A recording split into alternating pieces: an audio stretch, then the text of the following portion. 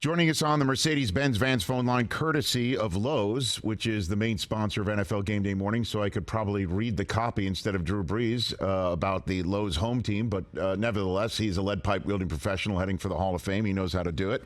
13-time Pro Bowl quarterback, and that's not misspeaking, at Drew Brees on Twitter and Instagram here on the Rich Eisen Show is the aforementioned Drew Brees. How you doing, Drew? I'm great. Did you say I'm a lead pipe building professional? You're a lead pipe wielding professional. You are wielding. Yes, professional. that is correct. That is correct. I like it. I don't think I've heard that title, but I like that. Well, or I could just say a lead pipe pickleball racket wielding professional. I could do that. Oh, hey, there you go. Add that one to the resume, buddy. Oh, yes. We'll get to that in a second. How are you doing? What's going on in your world, Drew? What's going on? I'm doing great. I'm coaching my kids. We got some big football games coming up on Friday. We got some basketball over the weekend. Just living the dream as husband and father, and keeping busy during the day with various things. Getting a chance to do all the things I couldn't do while I was playing, and getting ready for the professional pickleball tour, and just kind of the usual. There, very good. Do you miss it on Sunday mornings, Drew? Do you miss the game? You know what? I do miss the excitement of and the butterflies of getting ready for a game, and then obviously running out of the tunnel, and just those moments that happen during the course of the game, just kind of the ebb and flow, and just some of those emotions. But look, it's so much fun right now because all my three boys are age 13, 11, and 10, and they're all playing fantasy football, right? And we're in this fantasy football league against each other. So we've got our teams, and we're there's a lot of trash talk on Sundays. Yep. Kind of the point totals go up, go down, go up, go down. So it's fun to have this experience with them instead. So now, do you have more sympathy, empathy for those who might have ever come up to you and said you were my first round draft choice, and you had only an 8-point week? Look, you have sympathy now? I totally get it. No, you do? I totally get it, because I see the amount of time that my kids put into developing their rosters each week. And they're studying the injury reports, and should I start this guy or shouldn't I? They're starting to evaluate the defense they're going up against or the matchup. I mean, there's just all this stuff that goes into, how you think it's going to play out. So if all of a sudden a guy doesn't perform for you like you thought he would, and that's what cost you the game, I see how people get upset about that. Well, and it's also a great way for you to stay in touch with the game and locked in and watching as much football as you can. And so when you're watching Mike Evans and Marshon Lattimore go at it, what are you thinking as you're watching that from your couch, Drew Brees? What are you thinking about? Well, that's just one of the best DBs in the league and one of the best receivers in the league going at it. Two highly competitive guys. I don't know Mike Evans all that well. I had a chance to be in a Pro Bowl with him, and he looks like the type of guy that you would absolutely want to play with and play for. He seems like an unbelievable teammate, an awesome teammate, and a guy who is obviously, one of the best receivers in the league, and, is highly productive. I think when I watched that moment in the game, that was a turning point in the game. Unfortunately, in a negative way for the Saints. Marshon Lattimore gets kicked out of that game. Why? Why does Lattimore get kicked out of that game? There was a lot of trash talk, but Lattimore's the one who got blindsided. He's the one who got hit from a guy running 15 yards across the field to do it. And it's not like it's the first time that happened. It's like the third time that happened over the last couple of years. So tell me why Lattimore gets kicked out of that game, because that's the biggest difference in that game. Because the Saints were already down one DB, so now they're down their top two DBs as a result of that. And you got Tom Brady on the other side who's going to find other guys to throw to. That's not a problem for Tom. So that seemed to kind of work in the favor of the Bucs that happened. Yeah, I mean, did you see Evans went up to the ref and said, what do you want me to do? That he's going at Tom Brady right there. That was kind of his defense. And I guess the question should have been, what did you think when you saw Brady go up to Lattimore? You've seen that before, I imagine. Right, Drew? No, I mean, there's trash talk that happens all the time. We're not kicking guys out of the game for trash talk. I know. If we were kicking guys out of the game for trash talk, then everybody'd be getting kicked out. Look, I mean, emotions are running high. That's a game that is obviously really meaningful for both sides. One of those two teams is going to win the division, right? So it's a meaningful game. And look, I think there was frustration on the part of the Bucs offense because, to be perfectly frank, the Saints defense has kicked their butt for about 8 quarters in a row. Like, turn on the tape, watch it, look at the score. They kicked their butt. And I think that was a moment in the game where I think that frustration was setting in. I think the Bucs had scored, 3 points in 7.5 quarters up to that point. Well, I mean, and then last year, Drew, obviously you not being there and then the musical chairs at quarterback due to injury was very difficult for the Saints to, get through. And now Sean Payton is gone. What do you see? Do they miss Sean on offense from whatever you're watching about the Saints, Drew, in your estimation?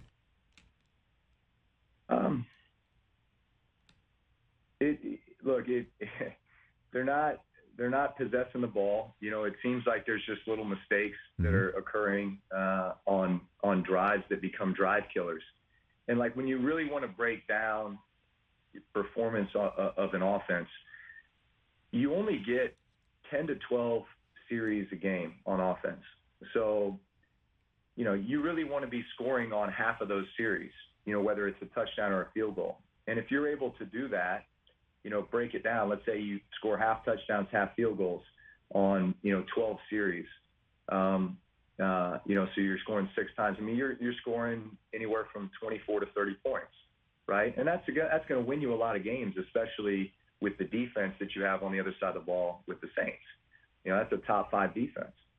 But if 3 of those drives are being killed because you got a stupid penalty or something happened where there was a miscommunication and all of a sudden you're in a 3rd and long situation instead of 3rd and short and you don't convert, now you have to punt as opposed to, continuing the drive, those are detrimental, scenarios. So I think it's just a matter of really just cleaning up, those mistakes that are drive killers because your opportunities are limited. Drew Brees, Pro Football Hall of Famer to be, right here on the Rich Eisen Show, courtesy of Lowe's, which we'll get to in a second. One last football question for you, Drew, is I think of you all the time whenever I hear a quarterback in a spot for 4 or 5 years, 3, 4 years, and everybody's like, well, it's not working out there, and that guy's never going to work out, right? I mean, you are the ultimate, in many ways, the personification of go to another spot, hook up with a spot, and maybe a coach and a system, and a town, a city, and you can be a first ballot Hall of Famer. So what advice do you have for, say, someone like Mayfield in Carolina, or tonight, Tua? A great example, right? He's in year 3 and everybody thought, forget him. Look at him now, right? So what advice do you have for those guys, Drew Brees? Yeah. Man, it's such an inexact science when it comes to even, I think, quarterback evaluation, because to your point, there's so many different systems and there's so many different scenarios that you can find yourself in that can send you one direction or the other. You can send you the direction of getting beat up and losing confidence and everyone losing confidence in you, and then you just kind of developing this perception around you as to who you are, and you get labeled as a career backup, and then that's all you are, right? Versus you get a second chance, or you just get in the right situation with the right coach and the right system, whatever it might be, and then all of a sudden you flourish, right? And then the perception of you is this, one of the elite quarterbacks in the league. I think at the end of the day, there's certain character traits that you're looking for in a quarterback. You need mental toughness. You need mental fortitude. You need work ethic. You need leadership ability. You need, this ability to, kind of overcome adversity, to have a level of poise. So there's these character traits that if you have these, that it's only a matter of time. It's only a matter of time before the other stuff aligns, and then you're on this path to success. So, I feel like this opportunity for Baker Mayfield in Carolina is a great one. I think he needed a change of scenery. So we'll see how that plays out, but that could be really good. Tua, that's an interesting one because you watched this guy in college, and it was like this guy was near perfect every game. Right now, he's playing on a team that has NFL talent all around him, right? But playing in a very competitive league in the SEC. So I think to me, it seemed like he had all the traits, both physical and mental, right away, and that would absolutely translate to the NFL. And I know there were struggles early on, but to me, man, it's so early in the game for a guy like that, right? And so we'll see how the rest of the season plays out. But, man, I think he's played outstanding. And, look, sometimes the best thing that can happen to you as a player is you get knocked down. You experience some failure, especially if you're a guy who's always had success in your life or always been the man. I think that is a necessity to you reaching your full potential. You have to get knocked down, man. You have to face adversity in whatever form that is. You got to get knocked around a little bit and have to really dig deep and challenge yourself. I love it because, I mean, you think about it tonight. Off-season for Tua. Yeah, and think about it, Drew, tonight against Burrow, and it was, those guys faced each other in college, and Burrow was always, and Herbert held up as, look how great these are, fresh out of the box, these guys. And Tua's been X, Y, and Z, and it hasn't been that great. Now he's the one who's 3-0.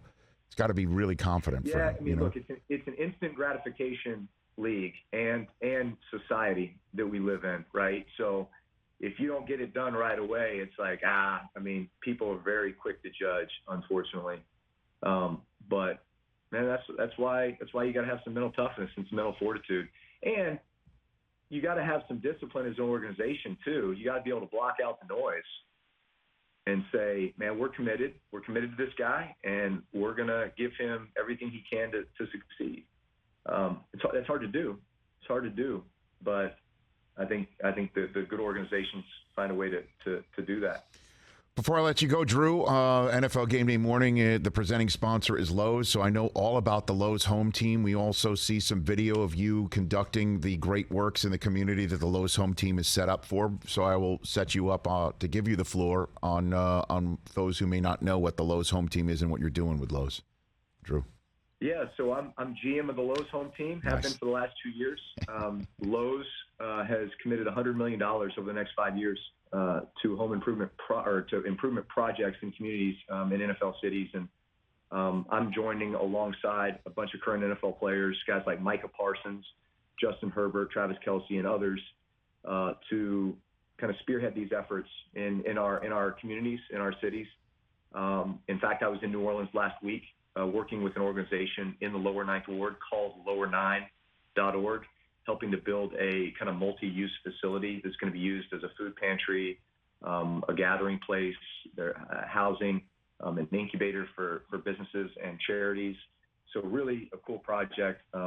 And I love working with organizations and companies like Lowe's that make that type of commitment. $100 million over 5 years in these communities is going to make a huge difference. Love it. Lowe's.com/home team for more information. I'm a pickleball guy too, man. By the way, I play it once a week, and I sometimes get made fun for it. And certainly by my guys here, a man of a certain age. You're younger than me, Drew. It's a hell of a workout. It is a hell of a sport. I love it.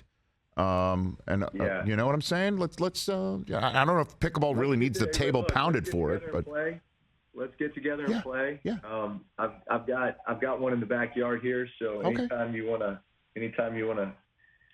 come get some action, let's go. We know the same people. We know the same people that you're playing with. I know those guys too. Matt and the crew. Let's do it. That's right. Let's do it. Just stay out of the kitchen. That's all I'm saying. Just stay out of the kitchen, Drew. I've got my head on a swivel. I can see that stuff.